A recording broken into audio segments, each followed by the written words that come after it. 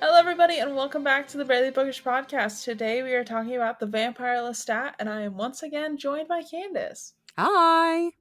So much is happening. So much. It's like maddening and also dizzying at the same time. Yeah, yeah. I feel like I don't even have like a pre-roll to this. I feel like I'm just like locked in, ready to roll. Mm-hmm. Mm-hmm. So let's lock in and let's ready to roll, I guess. I mean, I feel like we have no other choice. Truly.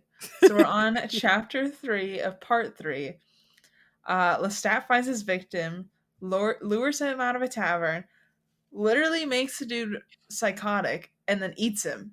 I'm like, Lestat, why? For what, sir? As a treat.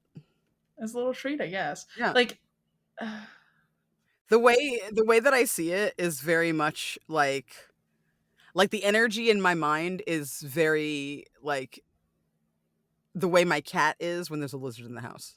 yes. You have to make it interesting for me though. Yeah. My cat, she goes and, like, so we used to have a lanai when we lived in the apartment, Mm-hmm. and she would go on the lanai, grab a lizard, take it into the bathtub, Mm-hmm. release it because she knew it couldn't escape the bathtub, and then swat it back and forth and watch it attempt to escape. I was like, you're a psychopath. Oh my What are you doing? She knows exactly what she's doing. Oh yeah, and she would pull the tiny tails off purposefully. Oh my god. I'm like, you're too smart. It What a scares mad me. genius. I love her. I know. It's so she got like banned from catching lizards, but she would like literally quietly pick them up and run them to the bathtub, release them. But she's like she's so smart. When she does something wrong, she checks to make sure no one's watching before she does the thing. I'm like, what are you why why do you know how to do that? Just in case.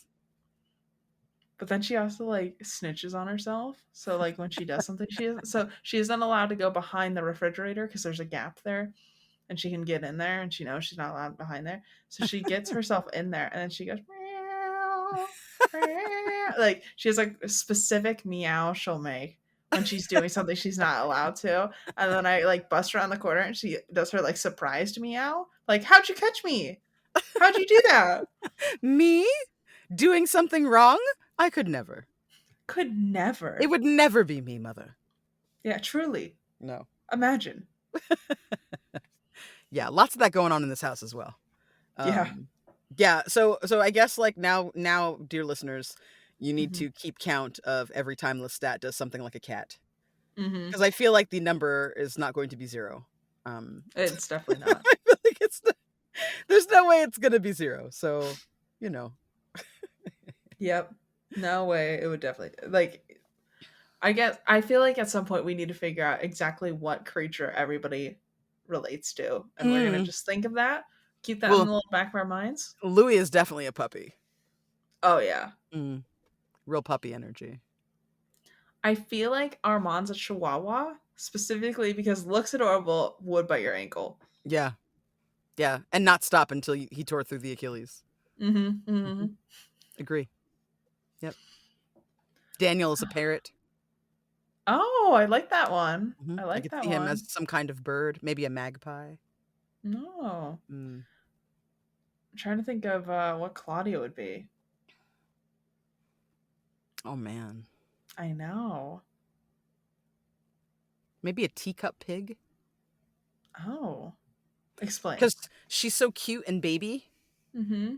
But also, pigs will chew through your bones and not even think about it.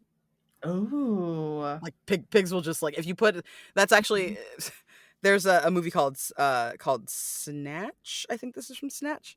But there's a guy basically who's like beware any man who owns a pig farm Mm-hmm. because you can dispose of a body. Like pigs will like eat through bone, they'll eat through Yeah. cartilage, they'll eat through flesh, and they don't even question it. They're just like having a snack. Like I they're love not like that. this is a person. They're just Mm-hmm. like anyway, another pig, okay. Like they don't really. Yeah. They're like I Ooh, just want some food. that was a good one. Yeah. I like that. Thank you. Yeah.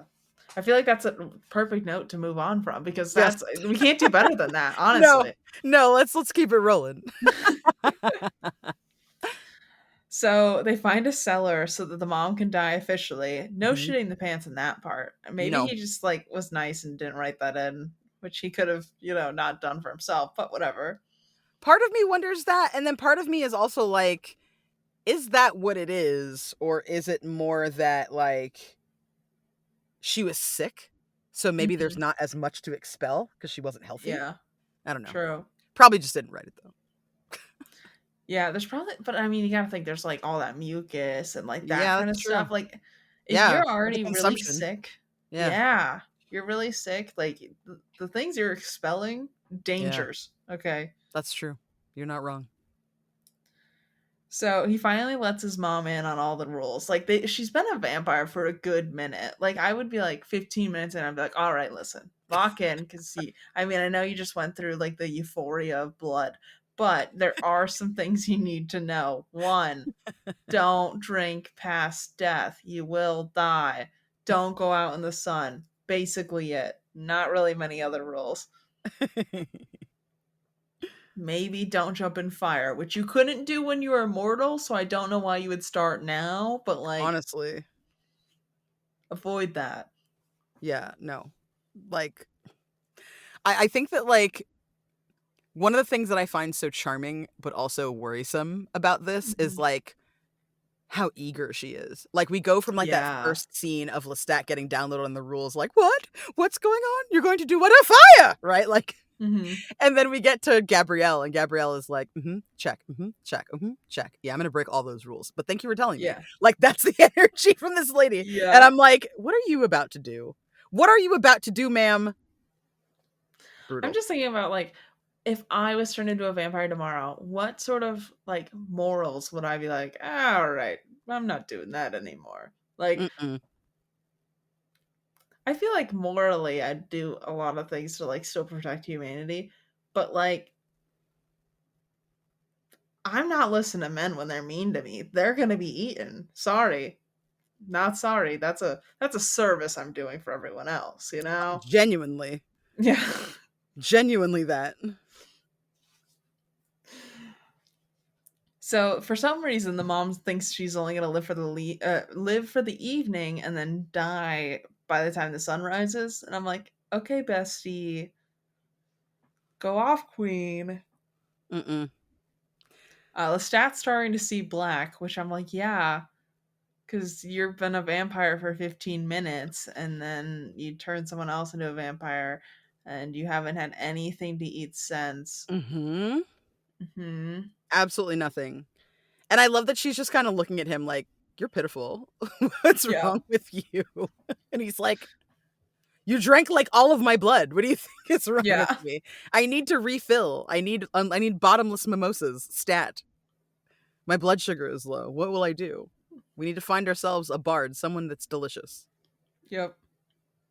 He's like, maybe if they're already drinking and I can get a little buzz on, that sounds kind of nice. Honestly, only way to fucking chill out after a night like that. Oh, yeah. Like he's like they're actively being looked for. Mm hmm. Mm hmm. And the mom's like, how about we go steal some clothes? And the son's like, or we could buy them. Like, Nope. why do we need to steal? And she's like, no, Why you're would you? stealing them. She's like, I don't understand. You can get into any house you want, and you don't just go in everyone's house looking at their stuff. I'm like, wow, this lady is an icon. I too would probably go into people's houses and look at all their stuff if I were a vampire and could slip in and out of anywhere.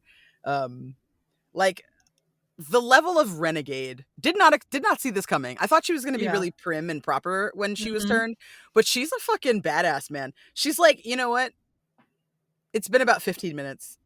That's hmm. 15 Mm minutes too late to start vampire shenanigans. So we're gonna hmm. need Mm to hmm. wrap this up. Let's hit it hard. Let's get out there in these streets, okay? We need to we Yep. need we need to have a street team for our vampire antics. Let's Mm let's go hmm. find. Mm Can you make more of us? Can we have a party? Can we have people over? Like her energy hmm. is so like well, this happened anyway. And I get it. Like if you think about the fact that she's a woman at a time where like being a Mm woman hmm. is looked down upon and she has no agency and she has no autonomy and she can't do Mhm. anything on her own without a man.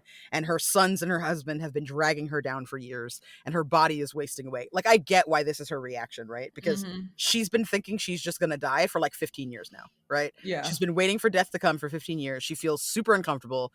It's horrible. Everything sucks. Like, I totally see why she's like this.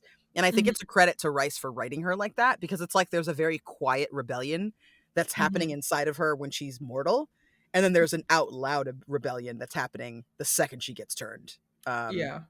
it's scary, but like in a good way, I think. Mhm. You know, like Mhm. fuck around and find out. See what Gabrielle's up to. You know, like Yeah.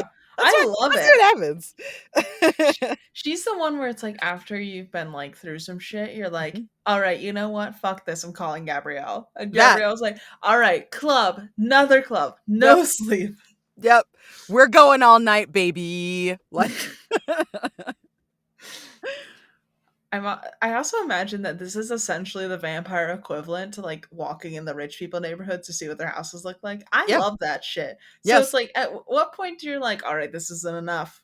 This isn't enough. I wanna see what's in there. I Let want me my fucking little in there." I want my fingies in it. Yeah. Side note though, how these two are going around Paris like lovers in the night.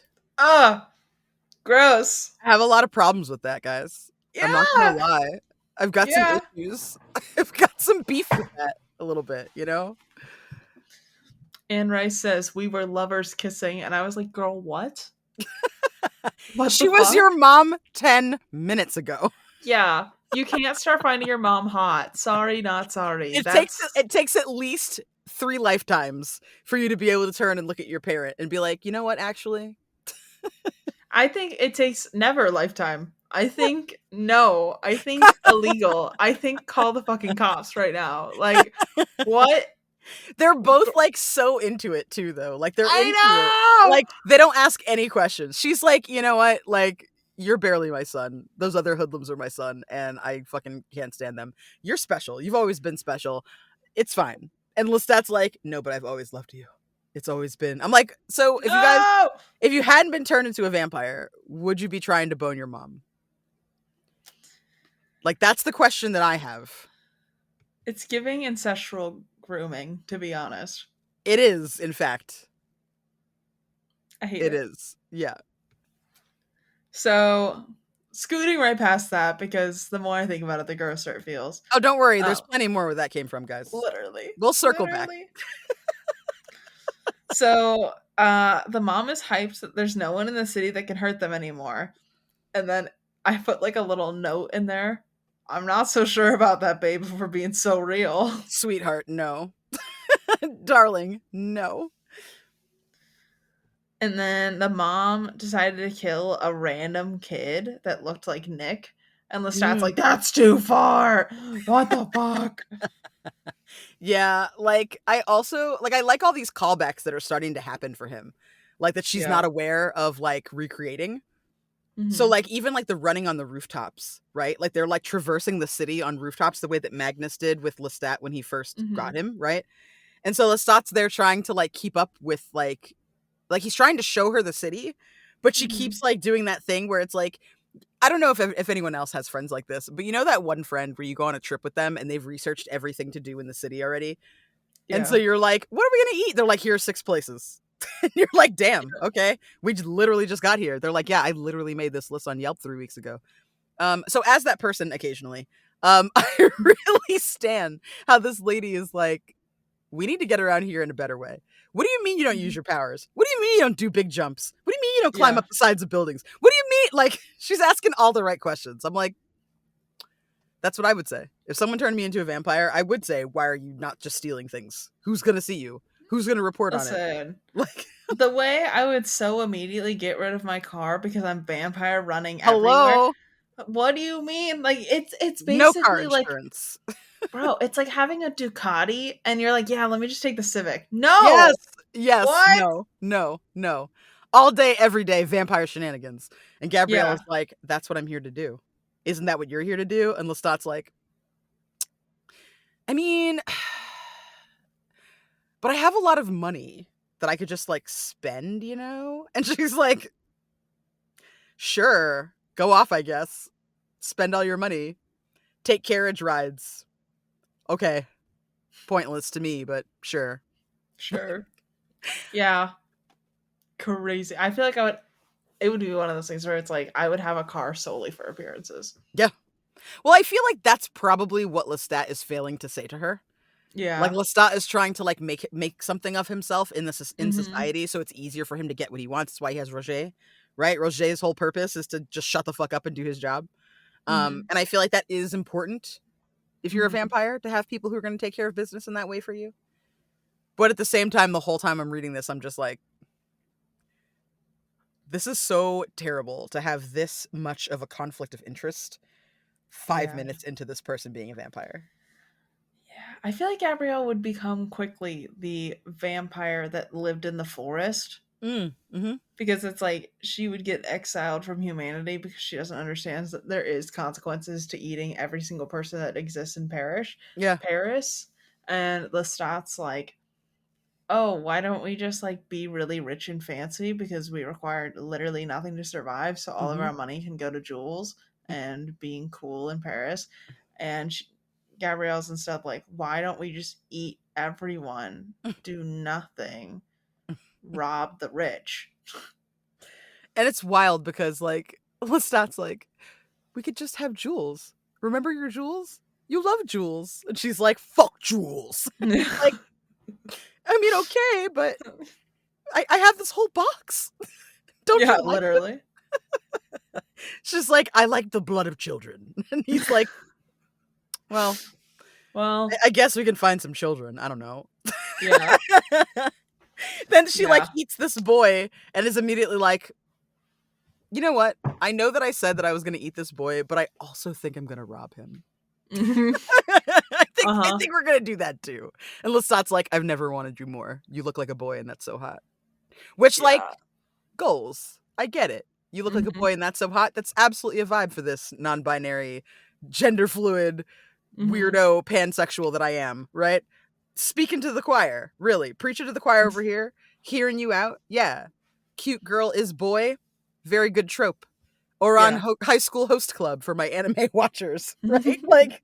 There's lots and lots and lots and lots of great examples. Orlando, 12th Night, right? Like, beautiful lady is handsome boy is a wonderful trope that has now been just pressed to the gills for content. I will never get sick of it. I will never tire of it, up to and including this right here. Yeah. Thrilled, Candace said thrilled, locked in. thrilled with it. Honestly, it makes it less weird that he likes her as a lover when she's actually his mom. Helps to I helps don't know about helps that. helps a smidge, helps a teeny bit to think of her as a boy that he's I dating. A guess. little bit, a smidge, I tiny. guess. Can you imagine being Anne Rice's son and reading this when you grow up? Oh my god. Her son is also an author, like we've talked about this Yeah. before, but I'm just like, what do you do when your mom has written incest into her book and you like Yeah. grow up and read that? Did people ask him questions about it, right? They Like gotta. like the class goth is like in school, like, so does your mom want to fuck you or what? Like, horrible, horrible. Can you Oh my imagine? god. Oh my Yeah. god. Oh my god. Terrible. Just awful. I'd be pissed. I'd So be awkward. pissed. So awkward. Pulling out the fucking Ouija to be like, Mom, what the fuck? You know, like Do this to me. Yeah. Terrible. everyone missed a really good hand a signal I did of moving around on the Ouija. The one time I've been upset that this is not a video audio medium, but it's okay. Also, I have to note that Lestat is pissed that Gabrielle's colder, like emotionally, than he is, Hmm. which is hilarious thinking of the relationship between Lestat and Louis. But Yep. Yep. um, he also mentions that he wants to ravage his mom, and I'm like, Hmm. Lestat, what the fuck? Hmm. Hmm. And I recognize in that moment that ravage does have a double entendre of a meaning, right? Both bad for me. Yeah. So one is sexy, Uh huh. and implies heaving bosoms and petticoats and Hmm. girding one's loins, etc. And Mhm. then the other one is like an all-out kill where you're like ripping out somebody's intestines. And Mhm. I'm like, which is it? In this moment, Yeah. unclear. Unclear which ravage he means. Both, Mhm. like you said, very bad. Mhm. One is slightly less uncomfortable than the other, considering she just killed somebody who looks like his favorite boy. Yeah. Yep.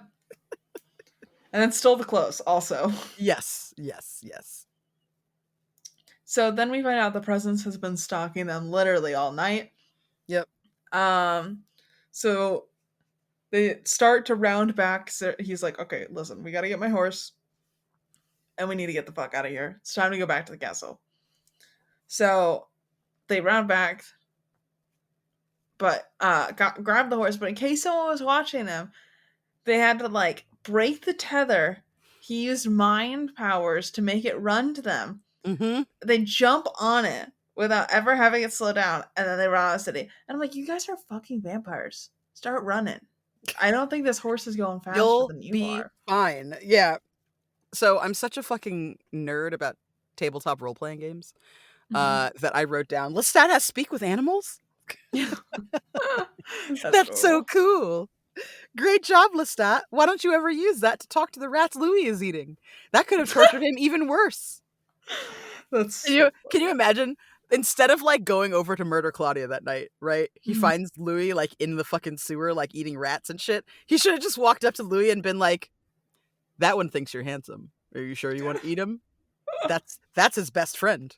He says if you eat him, he's gonna try and bite your ankles off. He doesn't realize that he's also on the plate, right? Like I would have used that to just Yeah. absolutely torture him. Like forget Claudia. He would have never gone Mhm. over there because Lestat could have broken that before it became a problem.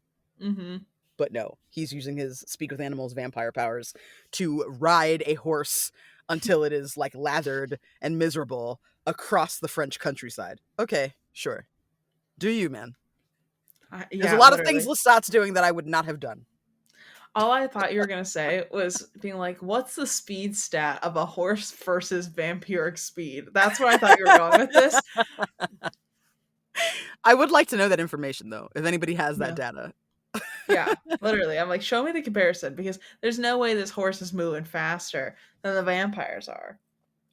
Do they Honestly. not? I mean, they have speed in the vampire universe here, Yeah. right? Yeah. Yeah. I mean, each So, vampire has like a different skill. mhm. It seems like not everybody has the same skills, but still, like what I are we mean, doing?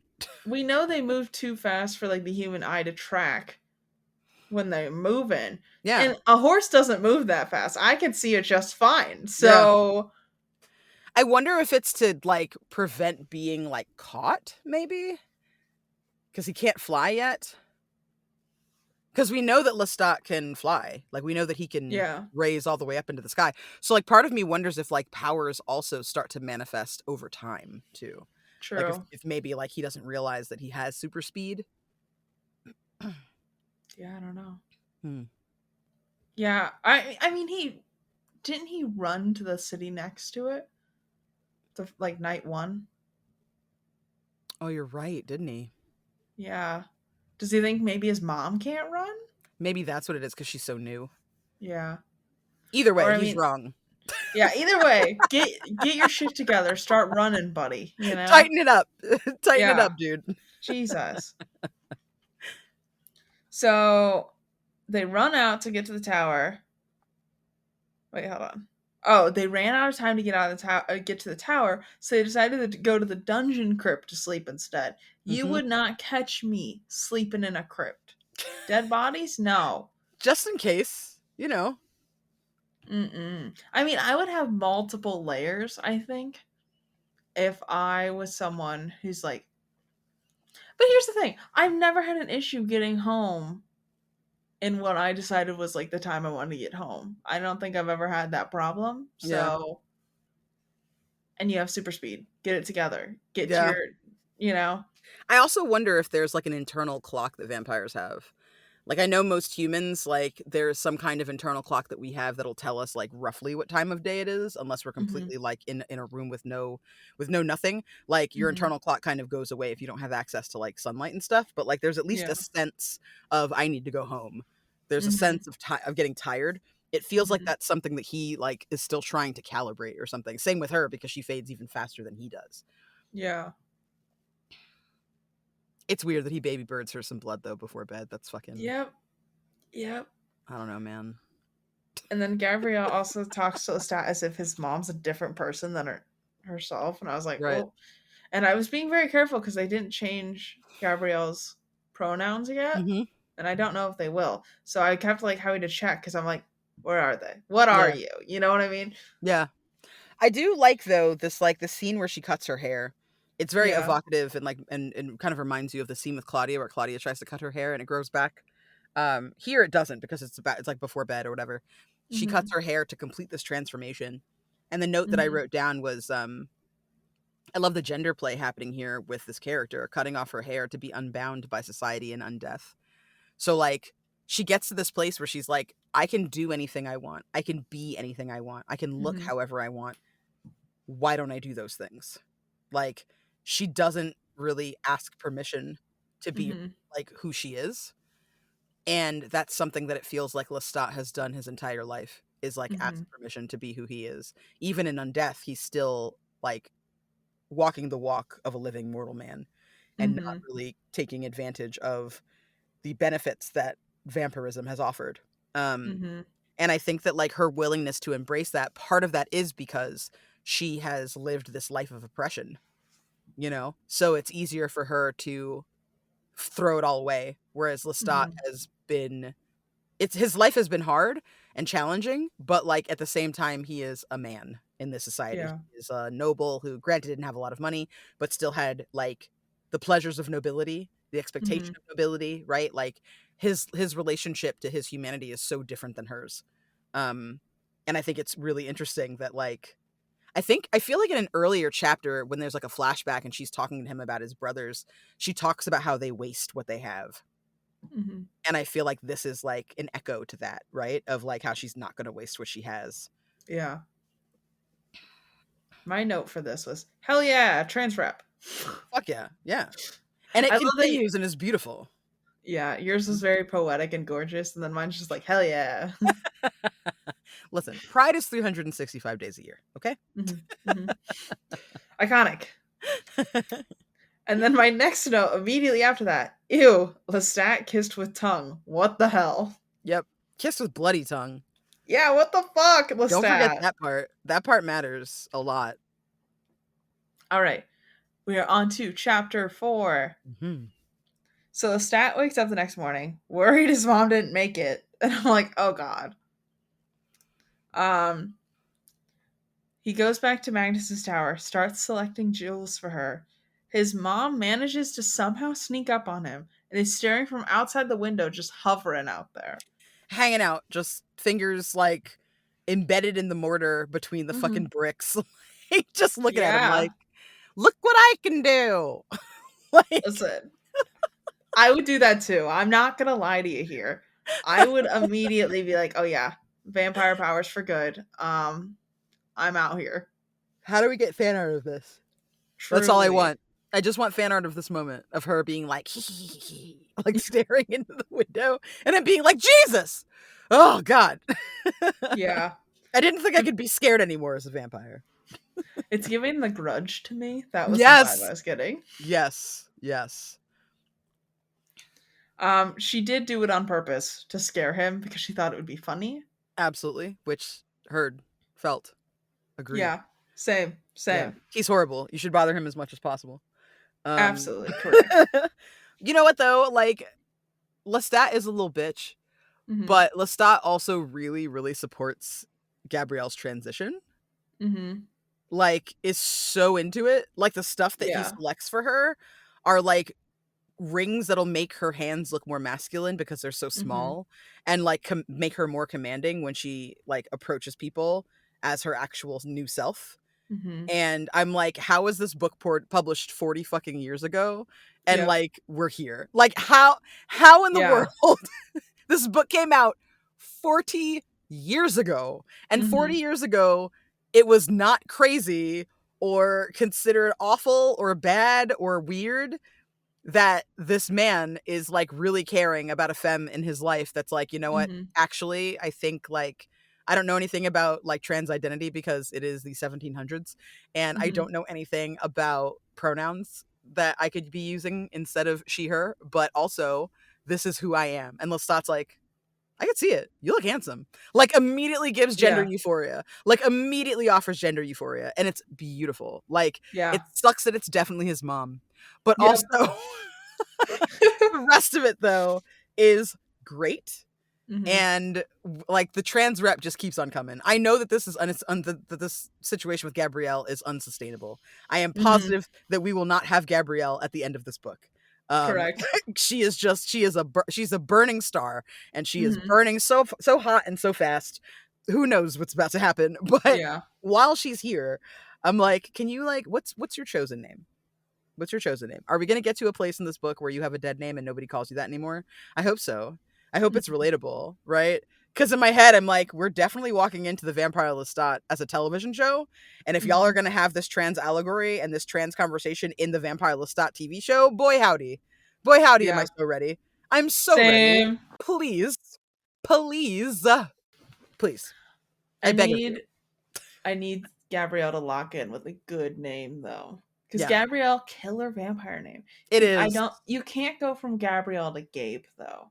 That's No. Gabe, not a killer vampire name. Gabriel, though, is the name of of an angel. And I feel like That could that's a that could go sexy name hard. for a vampire. Yeah. That could go hard. Gabriel I is could be good. into it. Yeah. Cuz I mean Lestat, Yeah. killer vampire name. Absolutely. Sounds very fancy. I could get behind Gabriel, but feel like we could do better. I'm not going to be mad if it's Gabriel, Yeah. but I feel like we could lock in, do a little better. Agree. Agree. I feel like you just got to get like something with like some finesse, some Yeah. pizzazz. Yeah, it needs to be something like really spicy because her vibes are so Mhm. bad, dude. Like Mhm. her vibes are absolutely heinous. Like I can't stop picturing how Lestat must have looked when she scared him.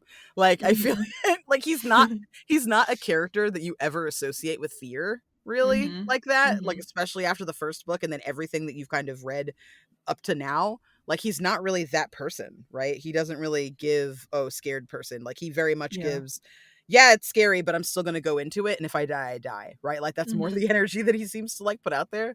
So the fact that Mhm. she's like doing her best to just completely unsettle him, like the vibes are terrible, but also Yeah.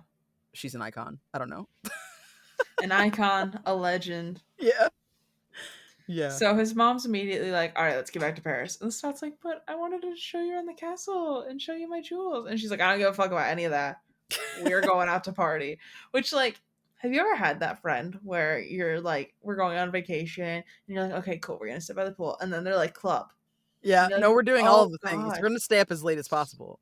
yeah." You're like, You're like, "I thought we were "Oh, relaxing." please." Yeah, that's what I wrote down. Gabrielle's energy is that of someone on mushrooms. Yeah. Okay, we can party now and eat if you want, but then I just want to be in the wilderness, nature, and the stars.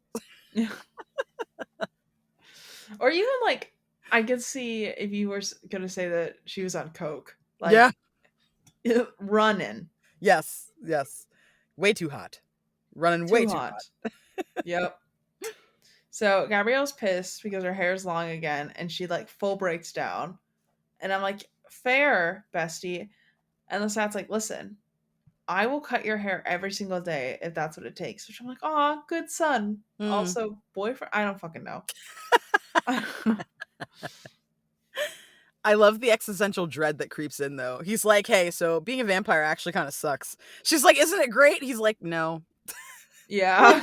Like tries to like let her down gently. "Hey, this is natural to you. This just happens to you now, you know. It's like Mhm. vampire puberty, but like every single day. Just so you know." And she's like looking at him like this would have been really great to, you know, I don't know, talk about Mhm. before. That would have been nice. When I cut my Yeah. hair, it would have been really cool for you to like tell me that like it was gonna do nothing and I was gonna have to like you could have prepared me for this, you know? And Yeah. Lestat's like, the person who prepared me gave me one 15-minute seminar and then jumped into a fucking fire. Okay? You will be happy with what I give you. Yeah. Lestat said breaking generational trauma. No, I am enforcing it. Okay. You did this to me first. Yeah. He said payback's a bitch, isn't it? Oh my Anyways. god. So Gabrielle's like, okay, listen, we're gonna go feed. Then I want to go in the woods just for silence. And Lestat's like, okay, but like, I need to go to Roger, make up some lies about you for Nick. And Gabrielle's like, why? Why do we have to see any of those people again? Let's Yeah. go get drunk and go into the woods. Yeah. Who cares? And he's like, we have to keep up appearances. She's like, what appearances? We're vampires. Yeah. And then Lestat's kind of like, okay, you would have, you're forgetting every single mortal person ever. And Gabrielle's like, listen, if the roles were reversed, I would not have forgotten you. And I'm like, Yes, you would have, girl. ah, Yes, you would have, girl. You would have yeah, gone somewhere else entirely and never talked to that boy again. You and I both know. correct. You and I both know Gabrielle, okay? Literally. And I mean, I can't say I blame her. Everybody sucked. Like, Lestat even kind of sucks. He does suck. That's what I'm saying. Yeah. She's surrounded by fucking idiots. And she's like, okay, I've got this gift now and I can do cool shit with it. And this asshole's trying to prevent me from doing anything cool. Mm-hmm. Like, fuck this, you know? I will say, though, one of the other things that I like about this scene, if you are listening and you have a trans person in your life or are trans yourself, it was wild recognizing the feelings of dysphoria. Like, when her hair grows back, it's very much harkening back to the moment that Claudia's hair grows back and she freaks out. Mm-hmm. That part is definitely important. It's good to kind of shake hands with the book that came before it. But overall, like from this 21st century perspective that I have now, like reading that and understanding that like she goes catatonic. Like she's like Mm-hmm. she's almost unresponsive until he starts talking about going out and like how he has to go do all these errands, and then she kind of perks up a little bit. She's able to come out of it. But like when it hits her that her hair is back, like it takes her a while to even realize that the hair is back. She feels so free. And the second that she realizes that the way she looks is not the way she wants to look and she shuts down like that, that's gender dysphoria, right? The reason Mm-hmm. that trans healthcare in this country and in every country all over the world is something that everyone is fighting for is because that level of dysphoria, of that feeling of being a stranger in your own body, that's something that trans people experience a lot. So if you're listening to this, you've ever wondered what that means, that's what gender dysphoria is. Gender euphoria is when someone uses like your proper pronouns and you're able to forget for a moment that you aren't the person that you feel that you are inside, that you weren't born into the body that you feel like you should have been born into, or can't be understood or accepted as the gender or person, if you are somebody who's agender or genderless, right? That you can't be appreciated as the person that you know you are inside. Mm-hmm. And again, not to get like too preachy, but gender euphoria and gender dysphoria is something that cis people can also feel. If you are a femme or if you're a woman and you were born with very small breasts, somebody laughing at you and calling you flat chested and telling you that you look like a boy, that's gender dysphoria. The feelings of shame that you feel if you're a man and you don't have like a super built lower body, right? And you really want calf implants. If you've lost your hair and you're a man, if you've lost your hair and you're a woman, all of that is gender dysphoria. When you feel that shame and you feel that pain and that suffering. The difference is that cis people can go out and get breast implants and nobody looks at you funny. Cis people can go out and get hair treatments. Cis people can go out and get butt implants, calf implants, take HRT if you are a man so that you have more testosterone, take HRT if you're a woman, if you are postmenopausal. All of those drugs are the exact same drugs that trans people are trying to get in their hands so that they can live their lives as fully as cis people do. But unfortunately, they're being gatekept for only cis people, as though cis people don't also experience gender dysphoria. So I love seeing Gabrielle go through that, even though it's a very unsettling experience. I've been lucky enough and privileged enough to not really experience too much gender dysphoria in my life. When it's happened, it's been very dark and very sad. And it's been awful to know that like my fellow trans siblings like live with that every day. So it was interesting to see this person in the 17th century or the 18th century rather go through gender dysphoria so acutely in Mm-hmm. undeath, right? Her life is everything she wants it to be, and she can make her life whatever she wants, but she's still chained by the bounds of her body and her DNA. And that's Mm-hmm. one thing that she cannot best. And I feel like that's such a powerful statement on like bodily autonomy and agency in a book that again is 40 years old. Uh, Mm-hmm. just really, really interesting. And I really do sympathize a lot with Gabrielle. I think the first time I read this, like as I'm rereading it with you, a lot of it's starting to like come back in like little snatches and starts. Um, This part was one that I didn't really remember, and reading it the second time, um, potentially the third time, honestly, because I feel like I started to reread The Vampire Lestat like 10 years ago, 15 years ago. Um, I feel like reading it this time, it hits so much differently now that like I fully embrace and understand my non-binary identity and my trans identity. It was really like special to kind of see that cataloged there. And I just wanted to take a moment to like shout that out because it's something that's like really impressing me about this book, that it seems so much more aware than its years. Yeah. And I think the thing that's the craziest part to me is like there's this right now, I feel like there's this little people are trying to like I'm trying to figure out the best way to say this. Like people are one on one hand they're afraid to write things as like Mhm. we know that Anne Rice is a cis, I think she's a straight woman. Mhm. So it's like right now I feel like a lot of people shy away from writing characters that they're not personally familiar with, and it's like Anne Rice did such a great job capturing this experience, and it still like lives up to now and Mhm. influences so many people. And I think there's something specifically beautiful about it that like you don't hear about the vampire Lestat for this character, you Mhm. know? And it's like it's nice that it's like we get to have this experience with Gabrielle and see like how this goes through her point of view and like her life without it being like it's just something that's happening to a character. It's not Mhm. like we're having to like continuously hark back to it to like really.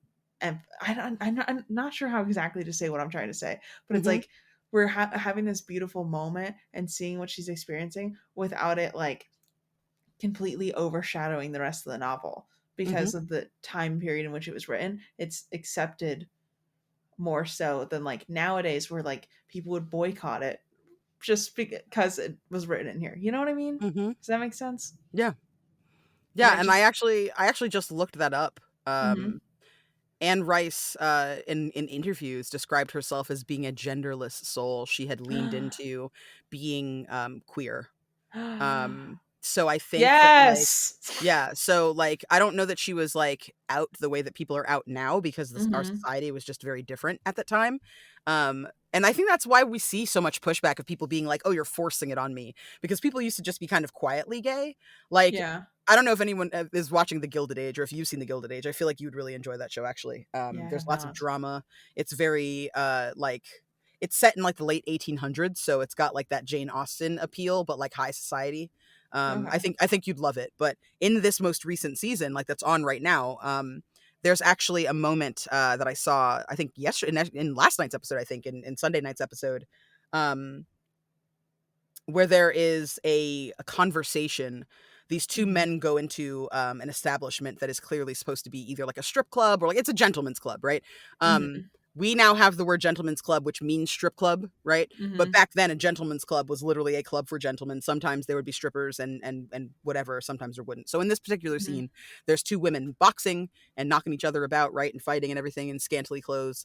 You can find women that are definitely escorts and sex workers there as well. Mhm. There are women that are just there kind of as eye candy that are like, you know, bringing drinks and serving tables and stuff like that. So the two men are walking through, and the wealthy man is talking to a guy who's like on the come up into wealth, and is talking to him about all of the pleasures that are afforded to him now that he has money.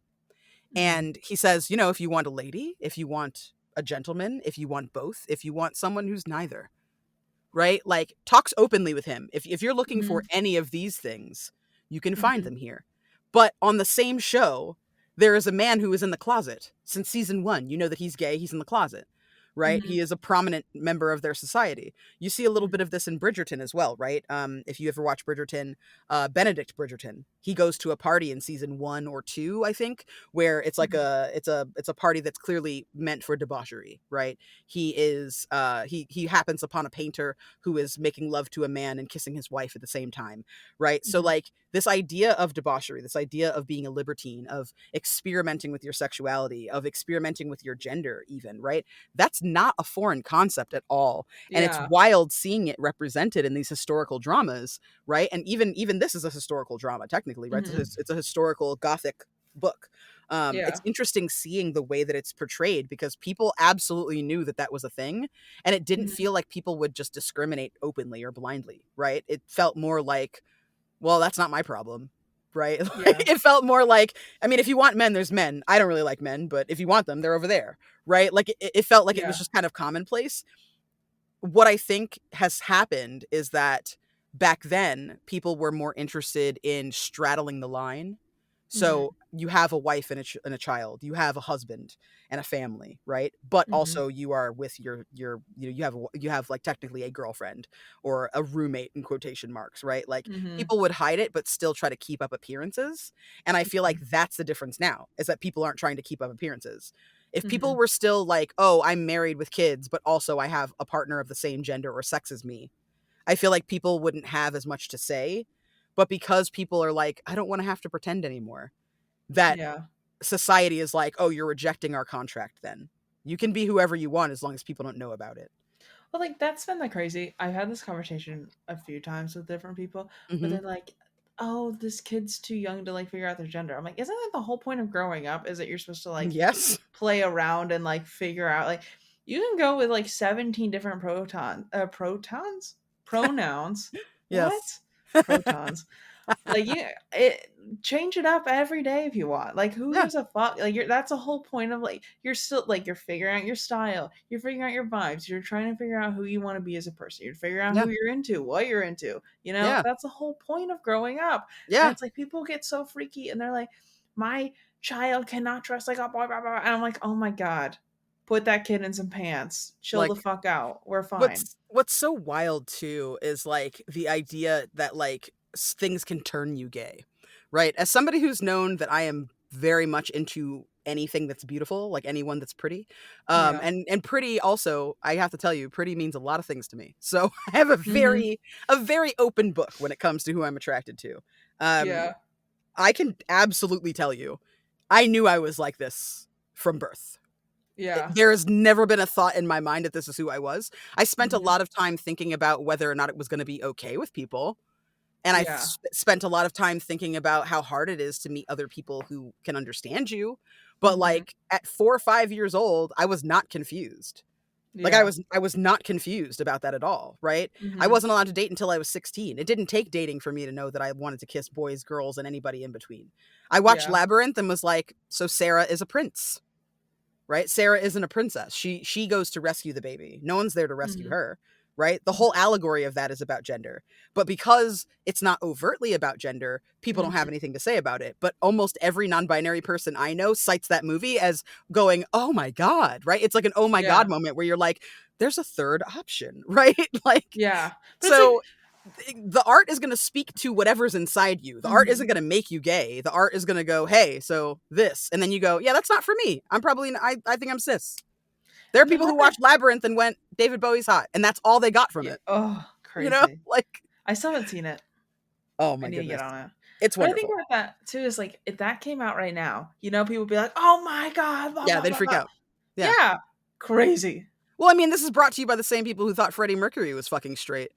Oh my god. People are Like so if dumb. you look up like how people received Freddie Mercury and Queen, because like today we're like, oh, one of the biggest queer bands of all time, right? Very Mhm. gay, super gay. No, incorrect. Back then, even I Want to Break Free, in the video for I Want to Break Free, which is so obviously about being gay and in the closet, right? It is Yeah. read the lyrics. It is so Yeah. clearly all about hiding who you are and not wanting Mhm. to anymore and wanting to punch the walls of your closet down, right? Yep. Literally the point of the song.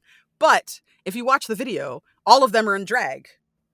Freddie Mhm. Mercury is wearing a little bob wig and vacuuming in like fake boobies and high heels. And Yeah. people looked at that and looked at his mustache and went, "That's a manly man. Look at how comfortable he is with his sexuality, walking around in ladies' clothes." Like his wife, I bet one day he's gonna get married. He's gonna make some lady very happy. He's so smart. He writes such great songs. And like word, Freddie Mercury was known to be bisexual, right? Mhm. He was with whomever. He definitely preferred men, but like he would sleep with femmes as well. But Yeah. like people looked at him with his fucking tight white tank top and his fucking muscle man mustache and his fucking little upper arm leather cuff and harness and were like, that's very straight. What? Literally. I'm sorry, who? So that's what I'm saying. People don't even, it's not even like it's inherent. It's not even like you see someone and go, oh, that's immediately terrifying, right? Mhm. A drag queen. There are some drag queens who look like women. There are some Yeah. drag queens who are women. I know woman drag queens, Mhm. right? So like performance and art, like they're not things that we should be afraid of. They're things that we should be open minded to, right? We should receive Mhm. them with as open mind as possible. Like even this, we're reading this book. The incest is not the best, but we know Yeah. that the book is going to lead somewhere and give us more Mhm. information so that we can make a better call on judging what this is actually Mhm. trying to say, what this is actually trying to illustrate, right? Right now, it feels like it's trying to tell you that when you become a vampire, it's not just like you open your eyes and you keep living your life. For some Mhm. people, you open your eyes and it's a whole new world, Yeah. right? Like you're a completely different person. You have no echo of who you used to be in immortality, right? And that's so Yeah. interesting. That's so interesting. That represents a whole world of excitement and struggle and discovery, right? Like that's so interesting. It gives new meaning to Lestat telling Louis, "Look with your vampire eyes. What do you see?" Right? Mhm. Like it completely like reinvigorates that like major key like phrase and major point Mhm. in Interview with the Vampire. So like I don't know. I feel very passionately and very strongly about trying to understand art. And if the art is not understandable to you, Mhm. that doesn't mean it's not going to be understandable and helpful to someone else. There are certain pieces of art. I watched Lady Bird the other day.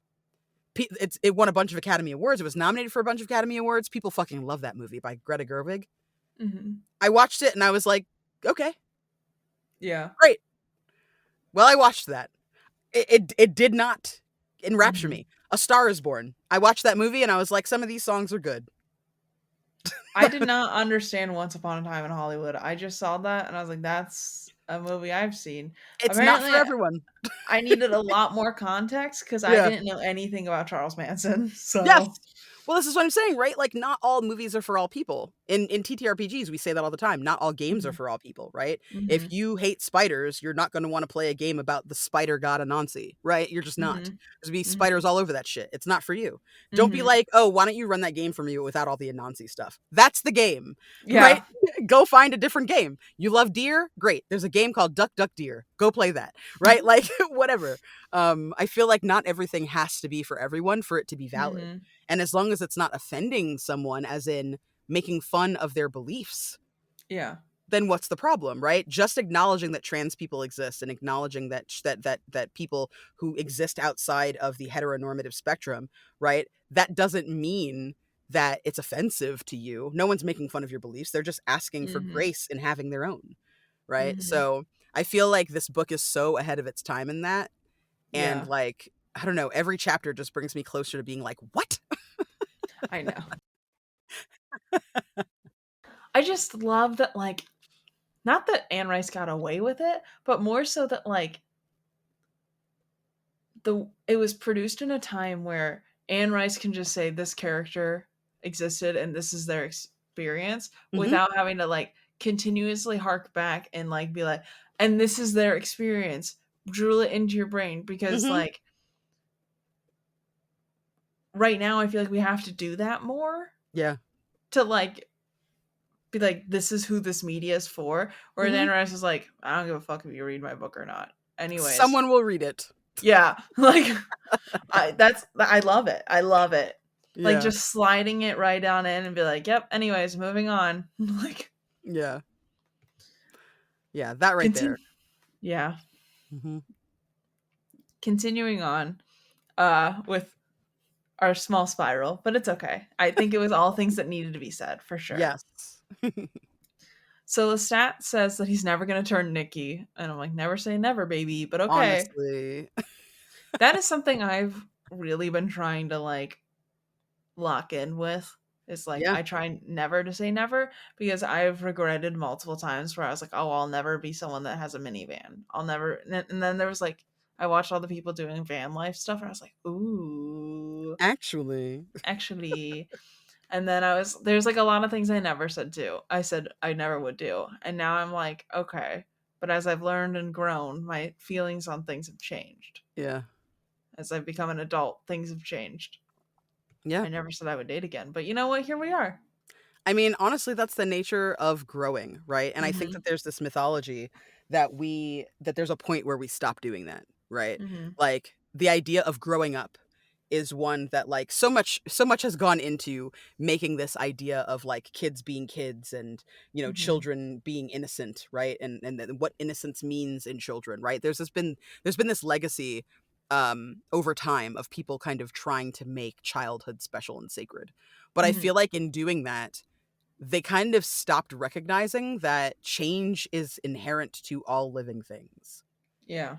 No matter who you are, no matter what you are, no matter how you exist, if you are a living thing, whether you are a Mhm. plant, whether you are a person, whether you are a flower, whether you are an animal, no matter what, change is inevitable. That's just the Mhm. nature of life. And the idea that we stop growing is a myth. There's Yeah. so much growth left to do once you leave puberty. Your body might not be growing in the same way, but Mhm. your mind is ever expanding. The human brain is like so impressive and so, capable of such fantastic things. But like we're kind of taught to like not question Mhm. because of authority and because of capitalism, which Mhm. like that's a whole other conversation that we could have. But like I think that when we think about growing up, that's been something that I've been trying to kind of throw away in my lexicon. Mhm. Similar to what you're saying about you never saying never. Um, I've been trying not to think of myself as fully grown because, like, that's not true. Every day I learn something new. Every day I learn Mhm. something different. I was talking to someone the other day that's 26 years old, and he was talking to me about how they and their partner have been moving through their relationship. They have a problem with apologizing too much, and how now Mhm. when they go to apologize about something that doesn't really require an apology, instead they've been trying to say thank you because Oh, like thank you for listening to me talk. I know that I took a while to say what I wanted to say. Thank you for being patient with me. I'm very clumsy because of my ADHD and I spilled that drink all over the floor. Thank you so much for getting me that glass of water. My coughing fit definitely interrupted your conference call, and I appreciate you bearing with me and being so thoughtful. Right, that's saying so thank you instead beautiful. of apologize. Like gorgeous, 26 years Mhm. old, Yeah, 26 years old. I love that. I'm almost 2 decades older than this person. Right, like Mhm. what do you mean, like, I'm learning that for the very first time? What do you mean I've Yeah. already started using that in my own relationship and it's already made things better and more beautiful, and every Yeah. day I operate with so much more gratitude, right? Like, the second that we stop learning, we die, whether it's Yeah. emotionally, mentally, or physically. So, I feel like veto growing up. Veto the idea of growing up, Mhm. unless it's an ongoing process. The day you stop Mhm. growing up is literally the day you die. And that's the way it should Truly. be. That because too many people start getting set in their ways, and their ways Mhm. are wrong.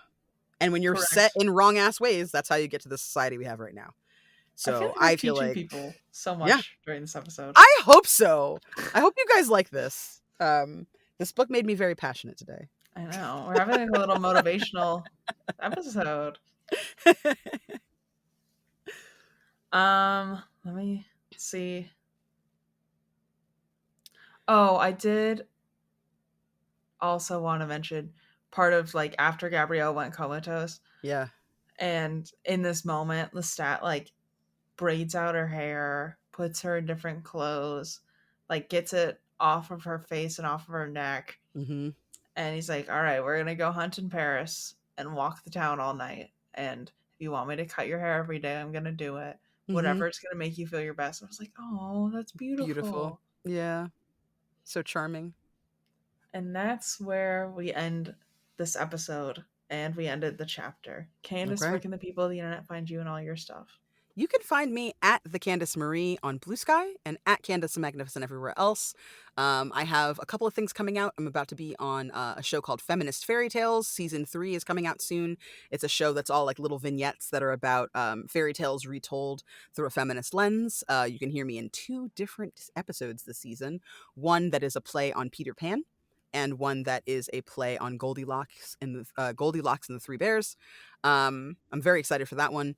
You can also hear more of me on Three Black Halflings. That is a talk show. If you like me getting passionate and fired up about things, definitely check that out. It's all about intersectionality in the nerding space.